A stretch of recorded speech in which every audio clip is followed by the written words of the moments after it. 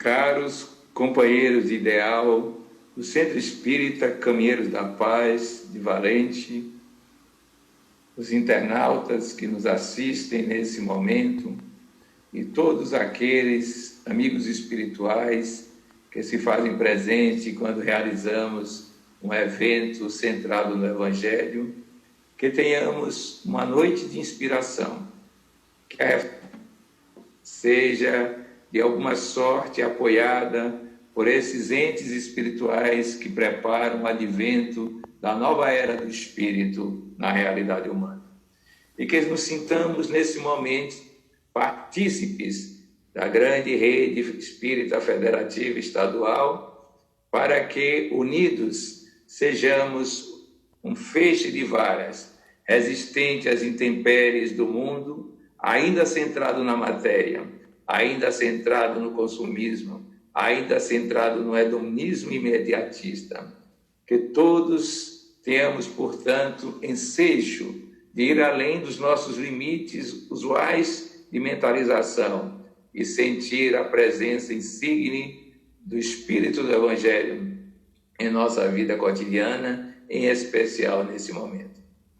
Eu quero lembrar-lhes uma promessa que fiz, de viajar por todos esses interiores, onde pontificou a presença de Aristóteles Damasceno Peixinho, que este ano completaria 100 anos de encarnado, e que o decesso levou 10 anos antes. Mas a sua memória, estamos, de alguma sorte, trabalhando seus exemplos, os fatos da sua vida, para que o seu pioneirismo, o seu entusiasmo nos emule, nos estimule realmente a prosseguirmos nessa saga de implantar na Terra o reino dos céus. O convite de Ismael, com toda a gentileza, a delicadeza que o caracteriza, para mim foi uma grata satisfação. E é claro que nas pragas de Valente, eu não posso me esquecer de Edinho, o nosso albatroz, que também já partiu. E quando a gente imaginava que ele estaria aqui, ele está lá. E quando a gente pensava que ele estava acolá, ele estava além. Com o seu espírito libertário, com a sua alma alcandorada pelos ensinos do Evangelho, não se aprisionando nos traços comuns das personalidades triviais. Ele também seja saudado nesse momento pelo exemplo, pelo trabalho, pela dedicação ao ideal que abraçou. Nós temos hoje como tema, oferecido pelo próprio Ismaelton, a expressão de Jesus: eu sou o pão vivo que desceu do céu.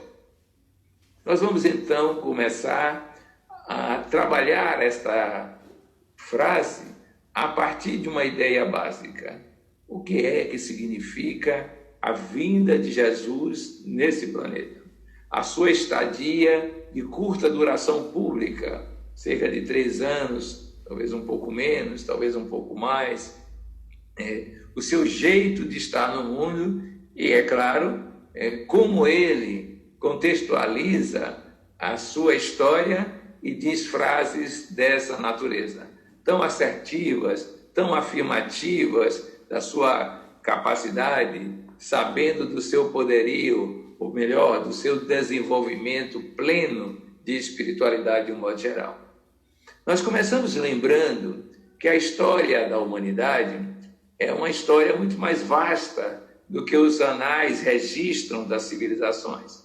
Porque nós viemos dos hominídeos, os primeiros primatas, que se transformaram em bípedes com neoencéfalo, um cérebro mais atilado, com mais circunvoluções, com mais sinapses. Mas os primatas vieram dos seres muito antigos, unicelulares, portanto, do início da vida. Mas a própria vida veio ao ensejo da criação da fisiosfera, do próprio planeta. E nas origens desse planeta há uma presença, a da comunidade dos espíritos puros, segundo Emmanuel, o espírito comandante da operação, invasão da Terra através da antena psíquica chamada Chico Xavier, diz-nos que esses espíritos fizeram da nebulosa solar um desprendimento que gerou a Terra. E lá estava a presença desse Espírito, que depois de praticamente 4 bilhões de anos, vai se apresentar na encarnação, como Jesus, o Cristo. Vejam vocês que ele vai dizer de si mesmo que antes de Abraão ser, ele já era, isto é, ele antecede Abraão e, portanto, não pode ser enquadrado na simples historicidade de um nascimento através da presença na encarnação de um casal e a posteriori numa vida de 30 e poucos anos. Diz-nos Emmanuel que ele é o nosso mestre, ele é o nosso planejador, aquilo que Kardec mencionaria como espírito puro, co-criador cósmico, que se torna ministro de Deus, semeando estrelas, semeando planetas, semeando espíritos, de certa forma, para que a saga da evolução se realize e a plenitude dos seres que tomam consciência de Deus com clareza, com inteireza, em estado de bem-aventurança, se torne uma espécie de rotina cósmica, né? Quantos já estaremos nesse estágio daqui a algum tempo, que não vamos precisar em anos, porque os anos são da corporeidade, são do mundo físico, mas daqui a alguns evos, como dizem alguns poetas, estaremos nesta condição. E ele, então, depois desse período, se reúne na Terra com esta comunidade para vir ao planeta. E para quê? Para secundar a evolução, para impulsionar o progresso humano.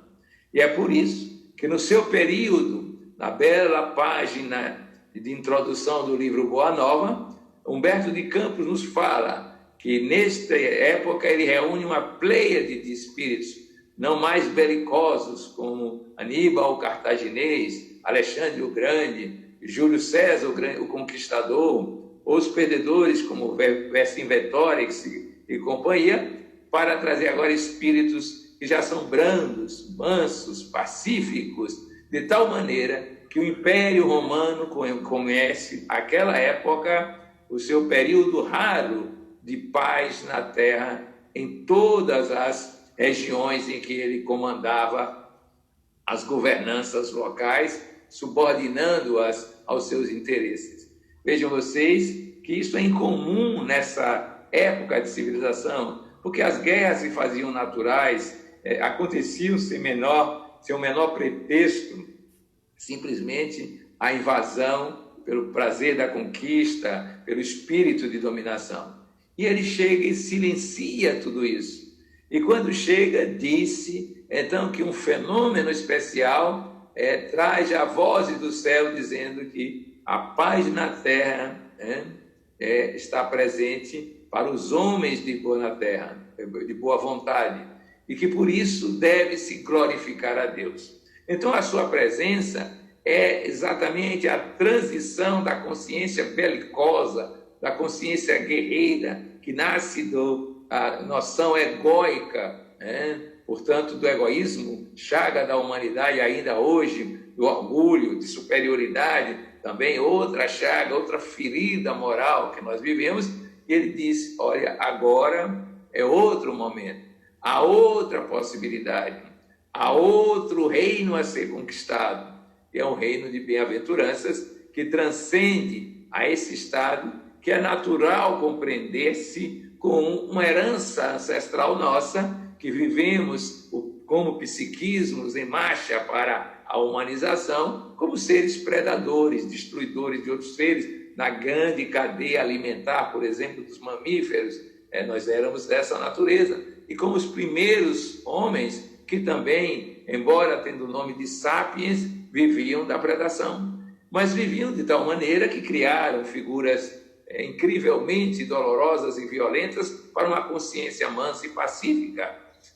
Antes mesmo de sermos humanos, já fazíamos genocídios, grupos que se reuniam para matar outros grupos, porque a consciência era limitada à propriedade, limitada principalmente à dominação, no caso das fêmeas, e essa é uma característica evolutiva nossa. Como eu sempre disse, aliás, desde muito tempo, há em nós, na nossa história, na nossa ancestralidade, no nosso subconsciente, um antropófago à espera de oportunidade para se revelar. Agora o faz de maneira simbólica, já não mais matando, porque a lei, a ordem, o Estado social já transforma isso em criminalidade. Mas houve um tempo que isto era fenômeno normal. O Cristo vem então para trazer esta paz, para trazer a indicação de que há um outro estágio em que agora a atitude egóica se transforma em atitude altruísta. É aquilo que era ressentimento, mágoa, revive-se agora sob a égide do perdão. Aquilo que era inimizade se transforma em amor, inclusivo, em que pese as diferenças de pensamento e às vezes os atritos, os antigos pugilatos verbais e os desforços físicos, agora se transforma numa doação de amorosidade. Aquilo que era separatividade de bens passa a ser agora um esforço de acolhimento das necessidades dos outros. E aquilo que era aparentemente humilhação, que era o ato de servir, passa a ser o critério básico para ser o maior no reino dos céus, o servidor. Ora, isto é uma revolução. Nós diríamos hoje, em linguagem mais técnica, uma revolução axiológica dos valores, uma revolução das crenças, uma revolução paradigmática, porque tudo que ele dizia não era singularmente compatível com a época, com os costumes. Era um desafio constante, porque ele estava a dizer que o sábado, que era resguardado pelos judeus, foi feito para o homem e não o homem para o sábado. Quando criticaram porque ele curava aos sábados, ele vai andar com publicanos e pecadores. Isso é um gesto de desonra para as hostes puras dos fariseus, para aquelas criaturas que se sentiam num pedestal de elevação moral, e que ele vai dizer que todos, publicanos, pessoas que cobravam impostos dos seus próprios irmãos para o estrangeiro, portanto eram traidores da pátria, pecadores de um modo geral, estavam ali na sua presença a receber, embevecidos a sua mensagem, que era paz, que era amor. E havia uma carência geral, né? A carência de paz era imensa, a carência de afeto, a carência de comunhão, a carência de confiança nos outros, ela sempre foi presente na humanidade. E ele se faz, então, o irmão de todos, o companheiro de todos, e a cada um oferece aquilo que a sua demanda permite. Ao intelectual, o discurso que confunde o intelectual e lhe revela uma nova teoria do viver e do existir. Ao sofredor, doente, quando possível, a cura física, dizendo-lhe que a fé foi que removeu aquela montanha, aquele obstáculo para a sua sanidade, mas que seguramente precisa-se muito mais da fé no divino, da fé no transcendente, da fé no espiritual, para haver uma plena realização, para viver-se uma experiência enriquecedora como espírito que se é. Aqueles que eram marginalizados e viviam, portanto, sem a experiência da convivência com a sociedade, ele se faz companheiro, ele se faz o andarilho das regiões empobrecidas, como a Galileia, a Samaria, e ali vai acolhendo as pessoas. Pessoas que cometiam, digamos, infrações de ordem moral, ele também acolhia, e era capaz de dizer que o amor cobria a multidão de pecados, que ele não acusava ninguém. Aliás, toda acusação supõe um julgamento, e a sua norma era não julgar, né?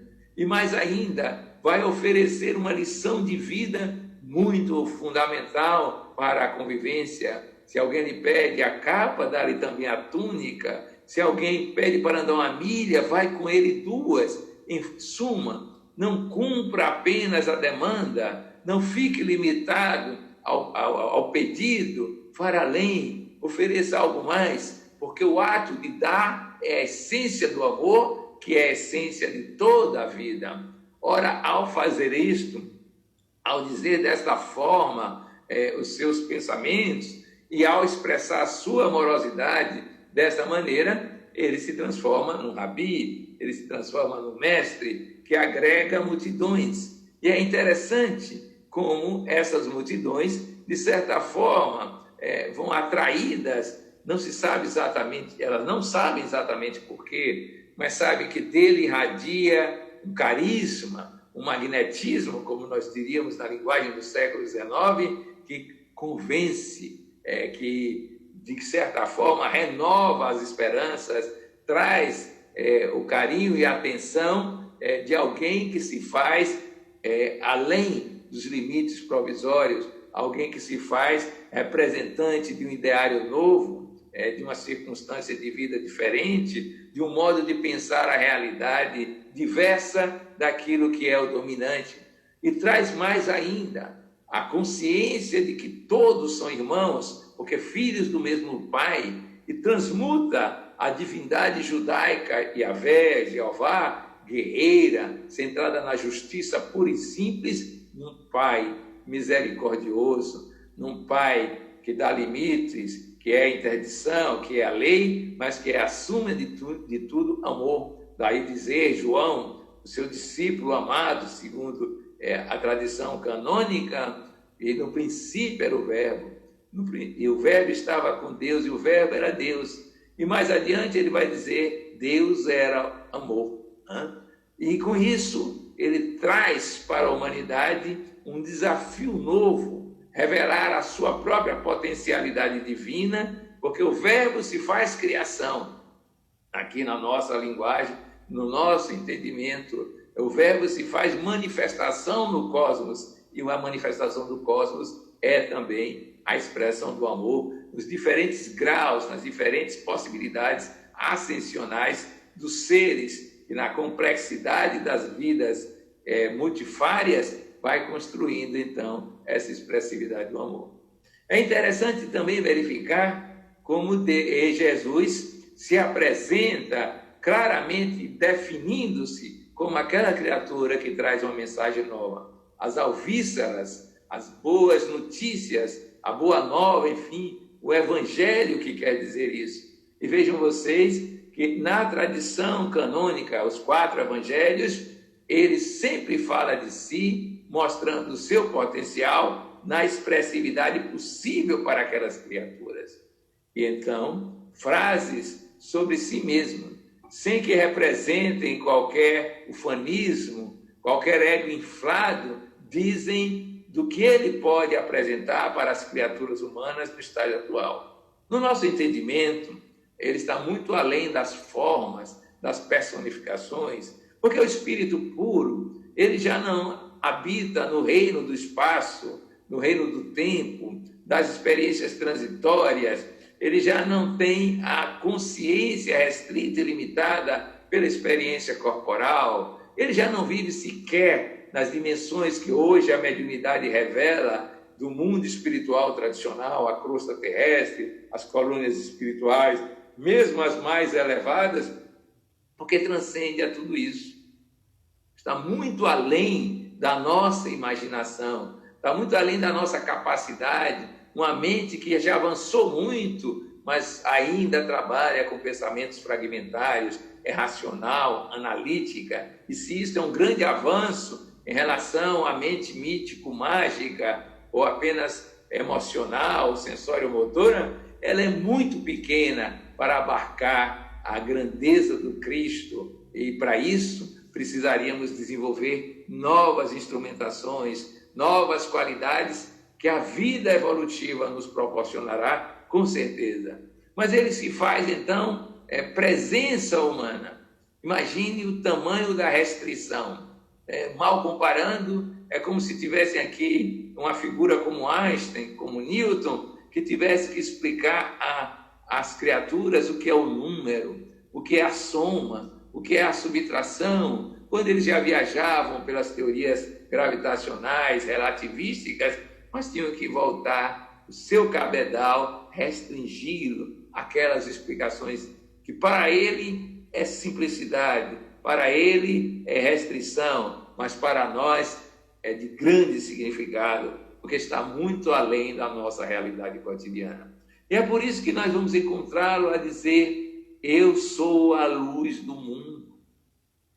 Vejam que afirmativo. Se fosse um de nós, claramente estaríamos equivocados, estaríamos inflacionando a nossa própria condição e talvez ouvíssemos frases como foi dita a alguém referindo-se a um terceiro que contava vantagens evolutivas, dita por Chico Xavier: ele vai levar muito tempo para chegar onde pensa que já está.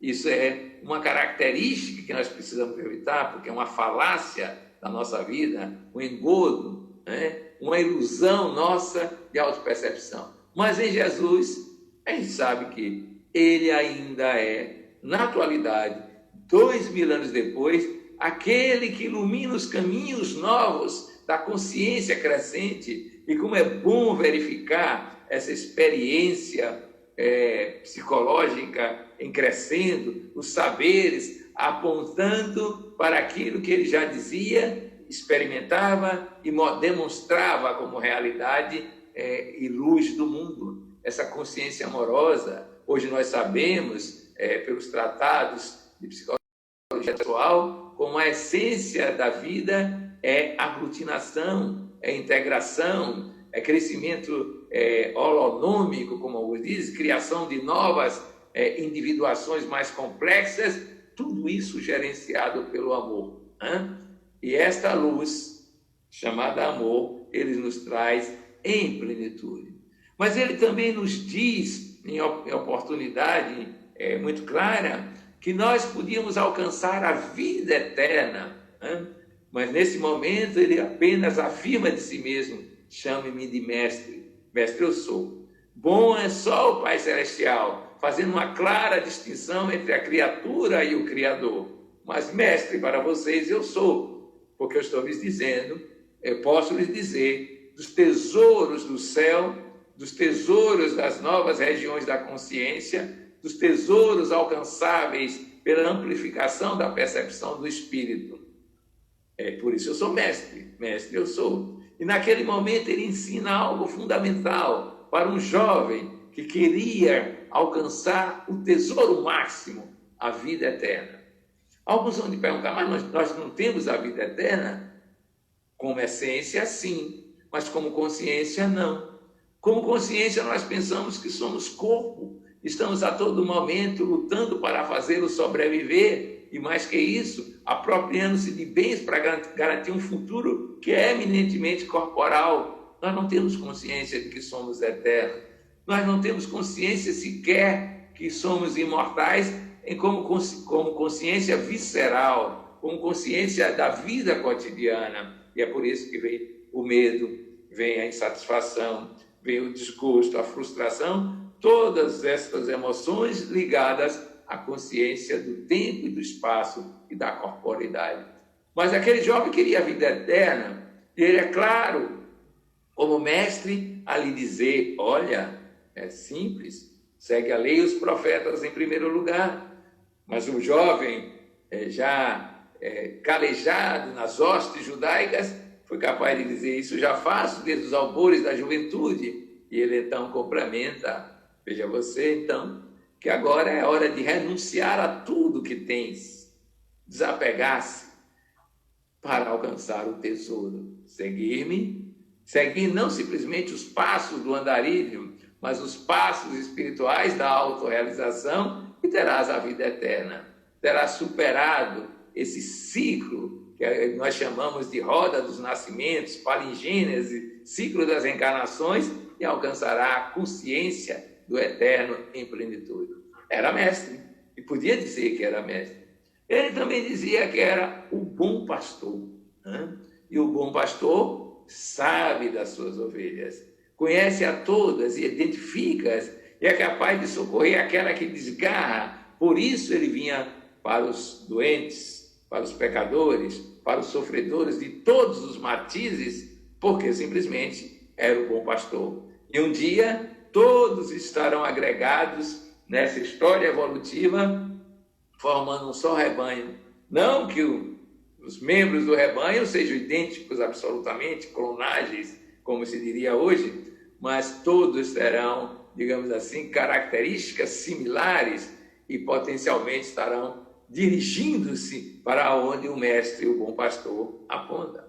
Mas ele era capaz de dizer mais ainda, que ninguém chegaria ao Pai Celestial senão por ele, porque era o caminho, a verdade e a vida expressa de alguma maneira. Ora, o caminho, a verdade e a vida pode parecer uma altíssima pretensão de alguém, mas quando ele dizia que era o caminho, entendemos nós, era porque o caminheiro deveríamos ser nós. Os caminheiros da paz teríamos que marchar para a paz que ele anuncia.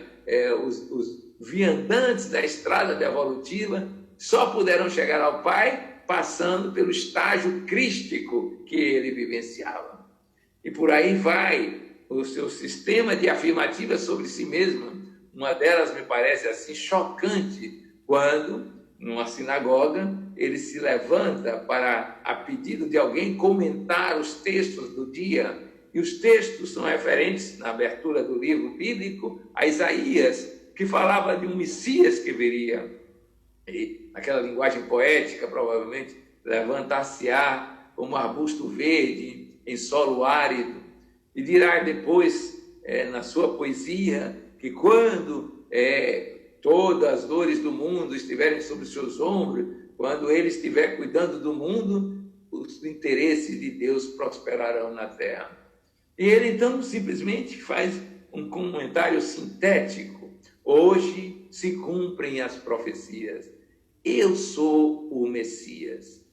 Imagine isso dito numa população que não o reconhecia como tal, que não sabia dos seus talentos espirituais, da sua verve espiritual, da sua competência em representar Deus no mundo na mais ampla possibilidade de compreensão do humano, porque nós compreendemos muito pouco, provavelmente, do que ele nos trouxe, já que a capacidade nossa de captação podia estar muito distante da oferta que aparecia. O choque que é isso entre as autoridades, os rabinos, os doutores da lei, que normalmente vivem na sua casta, na sua grei, com uma espécie de clube que se autoalimenta dos dizeres de A, de B e de C, que faz uma espécie de círculo de pensamento para o qual os outros estão excluídos, porque não tem capacidade de entender aquilo na profundidade desejável. E ele simplesmente diz que aquelas profecias se cumprem na sua pessoa. Num país ou numa região em que os falsos profetas proliferavam, ali tinha havido Judas o Gaulonita, Teudas, salteadores ou revolucionários que se diziam o Messias para libertar o povo judeu do Império Romano.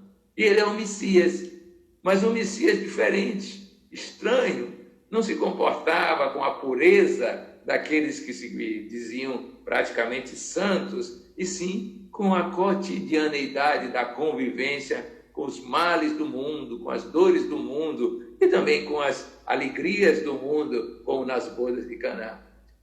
No meio de todas essas frases, encontramos uma que é a nossa necessidade básica, fundamental. Ele diz que é o pão vivo que nos levará ao céu, que nos provará o céu.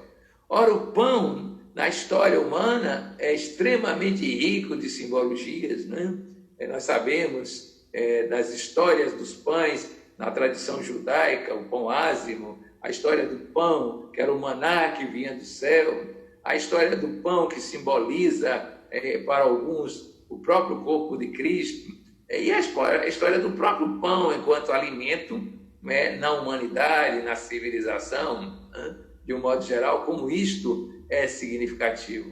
Em suma, nós precisamos de energética para manter-nos vivos, nós precisamos de alimento para sabermos o que é a continuidade dos processos fisiológicos no corpo físico. Nós sabemos hoje que a tradição espiritual revela que há um pão que é alimento chamado amor, daí o capítulo de nosso lar, amor, alimento das almas. Vejam vocês que o pão vai se refinando, passa a ser fluido vital, passa a ser permuta de experiências energéticas, psíquicas, de magnetismo na maioria das vezes, que nós vamos transmudando enquanto seres que evoluem da alimentação mais grosseira, mais primária, para uma alimentação mais sutilizada, principalmente quando avançamos nos reinos do domínio do perispírito mais frutificado, mais refinado, mais espiritualizado de um modo geral. E ele vem dizer que ele é o grande alimento, né? O que nós entendemos hoje desse alimento? Primeiro, ele tinha o domínio das leis físicas e podia ser um alimento a partir da multiplicação de pães, como ele exemplificou. Então, ele pode ser um alimento de natureza física, na proporção que sabe lidar com o sistema ecológico e produzir recursos materiais para as próprias pessoas. Mas ele também é um alimento que garante a nutrição e a sanidade dos corpos por outras vias, porque, naturalmente, com a sua presença, as células se regeneram, os órgãos se revigoram, o organismo como um todo adquire a vida. E não é à toa que aparecem os relatos das ressurreições, que não deixa de ser dar o alimento para aquele que está em estado praticamente mortal, ou pelo menos em letargia profunda, para que ele retorne à vitalidade, à vida. Ele também é um alimento. Mas ele é um alimento de outra natureza, de uma natureza psicológica, e nós sabemos que hoje há uma transmissão, uma permuta de energias magnéticas nesses encontros que se fazem cada vez mais, além da forma física, transpessoais, que é possível, de certa maneira, fazer com que as pessoas tenham uma sensação de saciedade no sentido psíquico e sintam-se revigoradas nesses contatos espirituais. Eu imagino que a sua presença no Sermão da Montanha, no Monte Tabor, na despedida dos 500 da Galileia, era um alimento para aquelas criaturas. Elas dão sustentabilidade aos seus anseios psicológicos, elas geram vigor pela esperança que traz de uma libertação muito mais que romana, muito mais que física, muito mais que política, uma libertação definitiva, plena dos domínios da matéria sobre o próprio espírito.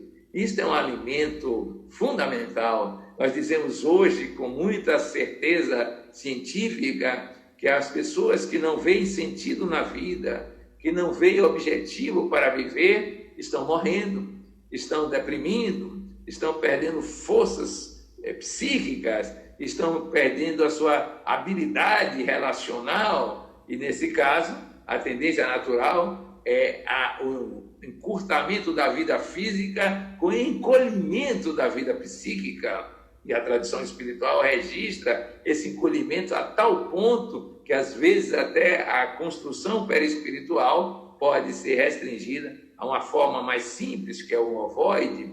Esse alimento que ele traz é psíquico, é da esperança, é da motivação para ter sentido na vida, é da alegria genuína para além das formas materiais, para além das contingências ambientais, sociais, históricas. Viva a alegria de conhecer o reino dos céus. Veja que alimento psicológico ele nos traz, ele se faz desta forma presente nessas carências gerais. E como este alimento atende ao sentido da vida, atende às possibilidades de sonho das pessoas, porque ele proclama um reino em que a felicidade, a bem-aventurança é possível para todas as criaturas, é claro que vem mesclado por este amor já citado como alimento, né? Por esta energética do amor, e daí a sua recomendação, amar ao próximo, amar aos inimigos. E no capítulo especialíssimo de amor e renúncia, ele é capaz de dizer que este amor tem no ato de dar a essência da sua vida, né? E do nada esperar a sua clara manifestação. Não esperar nenhuma recompensa. É aquele amor ágape incondicional que os gregos já falavam na boca de Diótima e que Sócrates atualiza ao seu tempo. É aquele amor que se faz energia espiritual que se apresenta construindo possibilidades novas e que no mundo espiritual modela formas lindíssimas, como faz Veneranda em nosso lar, ou faz trabalhos especiais, como Cipriana, no livro No Mundo Maior, acolhe uma criatura que nunca viu e a envolve de tal maneira nessa energética amorosa que a pessoa pensa que está na presença de Maria Santíssima, a mãe de todos na tradição católica, a mãe que pede ao filho e o filho é capaz de executar o seu próprio pedido em benefício de algumas criaturas, lembrando ainda uma vez mais as bodas de Caná. Então, esse pão, que é esse alimento, de certa forma, faz com que o sofrimento desapareça, a dor seja minimizada, e nós passamos a um estágio que é de ânsia, de aspiração, de uma busca diferenciada, como a de Nicodemos, talvez de José de Arimateia, mais tarde do doutor da lei, que se afasta dos seus íntimos, dos seus companheiros de Sinédrio, Gamaliel, para viver no deserto meditando no Evangelho. Aí ele faz faz-se um pão que é de outra ordem, porque é um pão psíquico de outra dimensão, que não mais é emocional, afetiva, carente, para ser daquela das afinidades, do plano das ideias, que alguns chamam de consciência fisiológica, ou de consciência intuitivo-sintética, que permite compreender e se aproximar de Deus com mais facilidade, e da vivência do universo com mais possibilidade de aceitação. Vejam vocês que é diferente das dores do mundo. Agora são aspirações de crescimento que esses homens apresentam, embora as limitações que vivenciam com as suas crenças, com as suas ideias, que fazem parte da dinâmica evolutiva, mas que podem ser transcendidas de alguma forma, de alguma maneira. Vejam vocês como esse pão agora se utiliza, mas parece-me que ele alimenta as almas mais profundamente quando se faz presença no Monte Tabor. Que local especial, né? Como ele alimenta aquelas criaturas ali presentes, um trio, Pedro, João e Tiago, trazendo outras figuras para o seu convívio, provavelmente Moisés e Elias são citados no texto canônico, para uma conversa em que ele se faz de vestes resplandecentes e anuncia o potencial humano que todos puderam ter e experienciar, superando toda a condição de mortalidade. Ali estão pessoas que desencarnaram, pelo menos Moisés, já que Elias foi levado num carro de fogo, com algumas especulações sobre o seu próprio destino, mas o fato é que ali estão presentes figuras de outrora que retomam a convivência, mostrando que as barreiras do corpo, as barreiras da mente física podem ser superadas, mas mais que isso, ele faz com que a sua configuração orgânica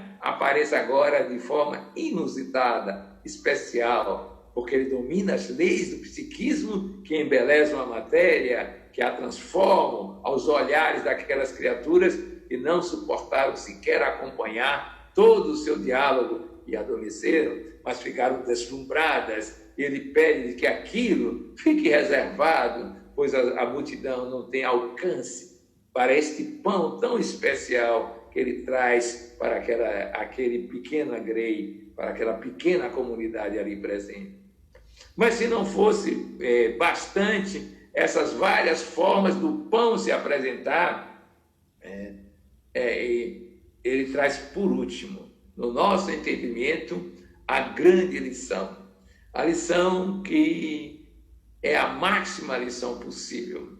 Ele vai trazer a notícia, esse alimento desafiador, que nós podemos ser uno com o Pai Celestial como Ele é. Este me parece o grande atrator cósmico, e por isso o pão que nos leva definitivamente à compreensão daquilo que simbolicamente chamamos de reino dos céus. Não é um espaço. O céu não está em nenhum lugar, mas é uma consciência que se faz mais que total, se faz una na plenitude cósmica. Nós vemos isso na tradição platônica, depois vemos na tradição de Plotino, e ele, então, que havia ensinado o Pai Celestial para superar o Deus de justiça, acrescentando a misericórdia, ele que havia anunciado na Samaria a adoração em espírito e verdade, vai dizer àquelas criaturas, na intimidade, que elas podiam ser una com ele, como ele é um com o Pai Celestial. Adeus separatividade, adeus fragmentação, adeus limites, como nós os conhecemos, porque todos agora, unos com ele, somos a consciência do infinito, do absoluto, do transcendente e, portanto, do permanente, do eterno Deus. Este pão de esperança que ele traz-nos para dizer, muito além das contingências humanas, estaremos vivendo a experiência bem-aventurada de sermos uno com ele, que já está uno em Deus. Ora, tudo isto é para lhes dizer que a nossa saga, a nossa caminhada é também uma trajetória de alimentação desse pão. Cada um vai escolher o estágio em que esse pão se apresenta. Chamamos de estágio a condição evolutiva. Uns quererão de Jesus a cura física, para permanecerem um pouco mais no tempo terrestre, na limitação corporal e desenvolverem algumas habilidades. Nada a reclamar, nada a condenar. Muito pelo contrário, a dizer que já acordou, pelo menos, para o instinto de autoconservação. Está usando os recursos possíveis para manter este veículo, que deve ser o veículo templo das nossas vidas. Mas outros preferirão sentir o aconchego da alma, aquele pão que alimenta os sentimentos, que redime-nos da noção de carentes que nós somos. Ou então aquele pão que esclarece, que ilumina, que é capaz de nos transformar em termos de percepção da realidade, de percepção do mundo, das pessoas, dos cosmos. Ou aquele pão que nos une e nos faz amor universal, amor transcendental, amor incondicional. Mas mais além, então, poderemos encontrar esse pão último, pão dedicado ao absoluto, à vivência do pleno, da bem-aventurança em completude. Isso nos leva a recordar que eles anunciam com sua vida que somos realmente seres espirituais vivendo uma experiência corpórea.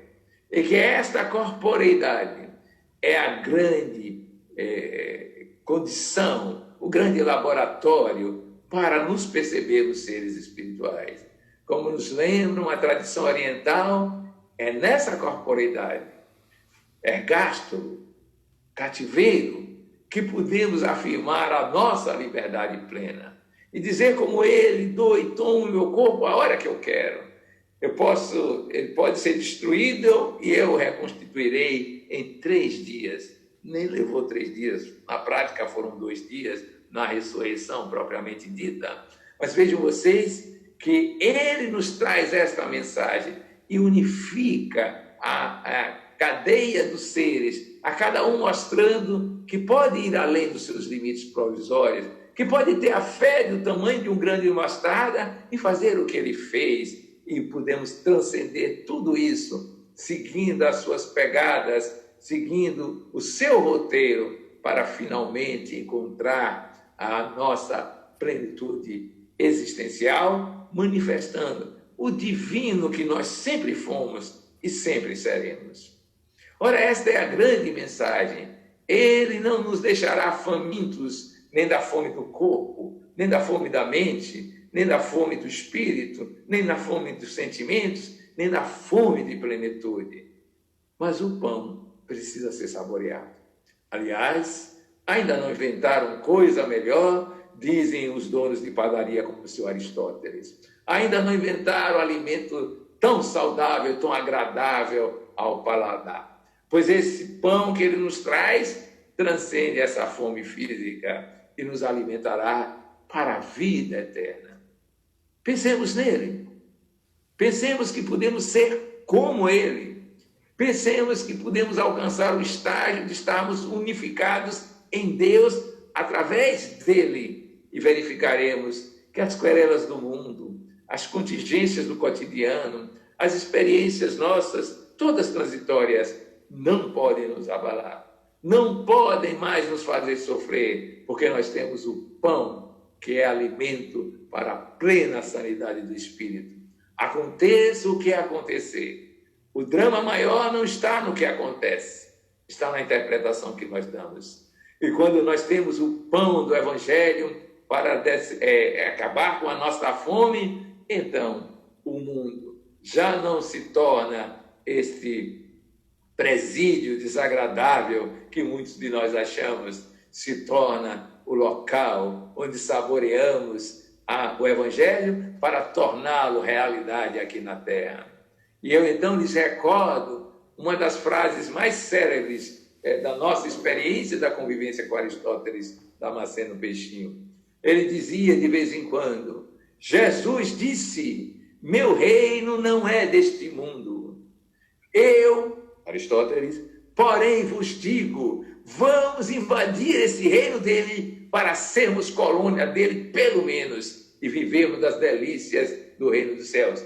Não fiquemos paralisados, quietos, façamos como ele dizia, tomemos de assalto, isto é, salto quântico, diríamos modernamente, contemporaneamente, invadamos esta consciência de totalidade, construamos essa nova experiência de transpessoalidade, experienciemos aquele amor que Pedro recomenda, dizendo que nos amássemos ardentemente uns aos outros de coração puro. É com essas lembranças e saudando os caminheiros da paz, saudando os companheiros da região e aqueles que assistem esse nosso momento de conversa, que nos despedimos dizendo: se Deus ajudar o meu povo e meu povo me ajudar, eu juro perante a história, as coisas não ficarão assim. Aristóteles assina isso. Vão melhorar, vão ser motivo de riso, de alegria, de felicidade, de espontaneísmo, porque estaremos construindo o reino em que somos companheiros, amigos, irmãos, que vivem alegres pensando no bem.